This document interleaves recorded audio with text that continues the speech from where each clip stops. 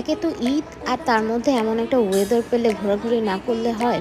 Hello everyone, Eid মুবারক। আমি বৈশাখী, তোমাদের সবাইকে ওয়েলকাম জানাচ্ছি। এটা হচ্ছে আজও স্পেস। অনেকদিন পরে আমি গিয়েছিলাম বনানীতে, আর এখানকার খাবার অসম্ভব ইয়ামি। প্রতিটা আইটেমই মুখে লেগে থাকার মতো। আমি যতবারই যাই ততবারই তাদের খাবার খেয়ে মুগ্ধ হয়ে যায়। এই স্যুপটা অনেক ইয়ামি ছিল।